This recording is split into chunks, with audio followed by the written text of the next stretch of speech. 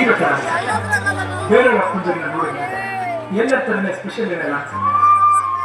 ನಮ್ಮ ಸ್ವಂತ ನಿರ್ಧಾರಗಳನ್ನ ಅಪೋಸ್ ಮಾಡಿದಾಗ ಅವಾಯ್ಡ್ ಮಾಡೋಣ ಅನ್ಸುತ್ತೆ. ತಮ್ಮದು ಜೀವನ ಶುರು ಮಾಡಿ ಫ್ಯಾಮಿಲಿ ಕ್ಯಾರಿಯರ್ ಅಂತ ಸಿಕ್ಕಾಕೊಂಡಾಗ ಅಪ್ಪ ಏನು ಹೇಳ್ತಾರೆ.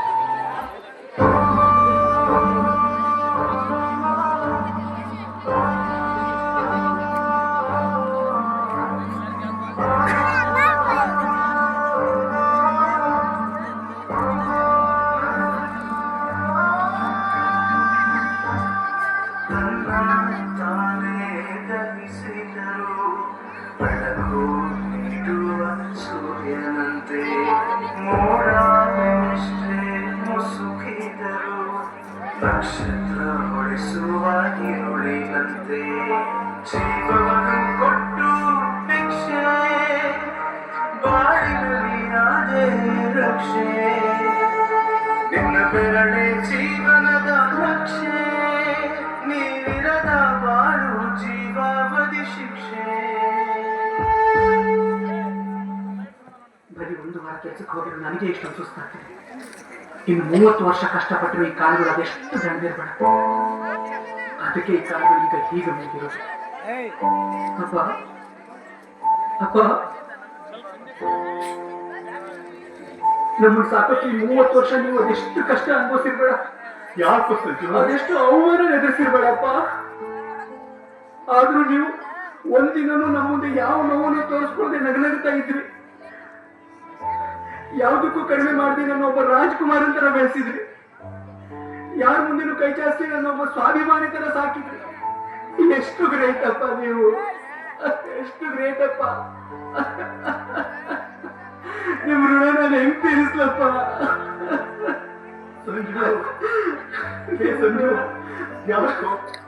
ಯಾಕೋ ಬಿಟ್ಟ ನನಗೂ ಒಬ್ಬ ತಂದೆ ಇರುವ ಕಾಣಲಿಕ್ಕೆ ಬಂದೇ ಬರುವ ಎಂಬ ಕಥೆಗೆ ಒಪ್ಪನಿ ಹೇಗೆ ಬಂದ ಕೂಡಲೇ ಜಗಗಾಳದ ಅಪ್ಪನ್ನು ದ್ವೇಷಿಸಲೇ ಜಗ ಮೆಚ್ಚಿದ ಅವನನ್ನು ಪ್ರೀತಿಸಲೇ ಕಣ್ಣಲ್ಲಿ ಕಣ್ಣಿಟ್ಟಾಕ್ಷಣವೇ ಕಣ್ಣೀರಿನ ಹನಿಗಳೇ ಹೇಳ್ತಿವೆ ನಮ್ಮ ಹೆತ್ತ ದೇವರು ನಾನೇ ಮಗ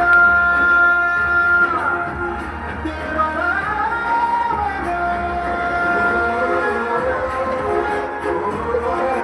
ನಾವು ಇಷ್ಟಪಡೋ ಮೊದಲನೇ ಹೀರೋ ತಂದೆನೇ ಅಲ್ವಾ? ಅಪ್ಪ ಬಂದಿದ್ದಾರೆ ಅಂದಾಗ ಆಗೋ ಭಯ, ಅಪ್ಪ ಜೊತೆಗಿರ್ತಾರೆ ಅಂದಾಗ ಬರೋ ಧೈರ್ಯ, ಎಂತ ಪವರ್ ಇದೆ ಅಲ್ಲ ತಂದೆ ಅನ್ನೋ ಒಂದು ಶಬ್ದದಲ್ಲಿ.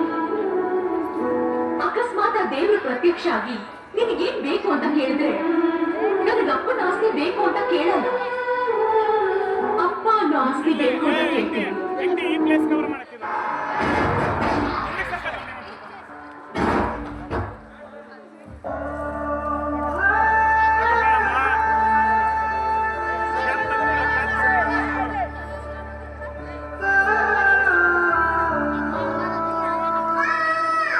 ಕೂಗಿ ಕೂಗಿ ಕರೆಯುತ್ತಿರು ಕಣ್ಣ ಹನಿಯ ದನಿ ಕೇಳದೆ ಮಂಡಿ ಊರಿ ಮರುಗುತ್ತಿರೋ ಮನದ ನೋವು ಮನ ಮುಟ್ಟದೆ ಕೈಯ ಮುಗಿವೇನ ಹೇಗಾದರೂ ಈ ನನ್ನ ಜೊತೆ ಇರು.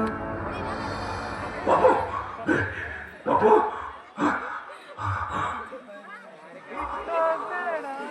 ಪಾಪು ಪ್ಲೀಸ್ ಅಪ್ಪ, ನಾನು ಬಿಟ್ಟೋಗ್ಬೇಡಿ ಪ್ಲೀಸ್ ಅಪ್ಪ. ಬಿಟ್ಟೋಗ್ಬೇಡ ನನ್ನ, ಬಿಟ್ಟೋಗ್ಬೇಡ, ಬಿಟ್ಟೋಗ್ಬೇಡ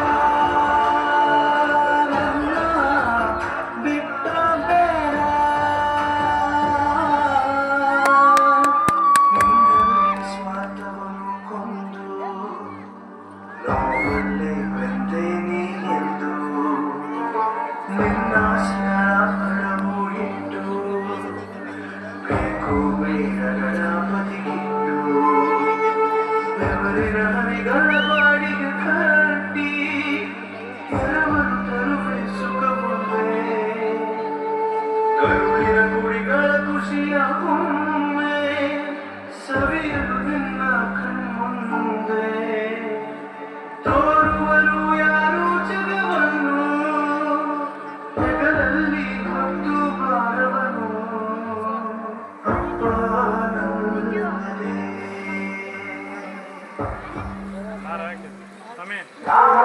ಚಪ್ಪಲಿ ಹಾಕೊಂಡ್ರು ನನ್ನ ಮಗ ಸ್ಟ್ಯಾಂಡರ್ಡ್ ಚಪ್ಪಲಿ ಹಾಕೊಳ್ಳಿ ಅಂತ ಬಯಸಿದ. ತಾ ಹೊರತು ಬಟ್ಟೆ ಹಾಕೊಂಡ್ರು ನನ್ನ ಮಗ ಬ್ರ್ಯಾಂಡೆಡ್ ಬಟ್ಟೆ ಹಾಕೊಂಡು ಖುಷಿಯಾಗಿರ್ಲಿ ಅಂತ ಬಯಸಿದಾತ. ತನ್ನ ಕಡೆ ಸಣ್ಣ ನೋಕಿಯಾ ಸಟ್ ಇದ್ರು ನನ್ನ ಮಗ ಐಫೋನ್ ತಗೊಂಡು ಖುಷಿಯಿಂದ ಬಾಳ್ವೆ ಮಾಡ್ಲಿ ಅಂತ ಬಯಸಿದಾತ ಆತನೇ ತಂದೆ. ಈಗ ನೀವು ನೋಡ್ರಿ, ಸುಮ್ಮನೆ ಮೂರು ತಾಸು ನಟನೆ ಮಾಡೋರಿಗೆಲ್ಲ ನಾವೆಲ್ಲ ಹೀರೋ ಅಂತ ಕರಿತೀವಿ. ಅವ್ರಿಗೆ ಹೀರೋಗಳು ಅಂತ ಕರೆಯೋದಿಲ್ಲ, ಅವರಿಗೆ ನಟರು ಅಂತ ಕರೀತಾರೆ.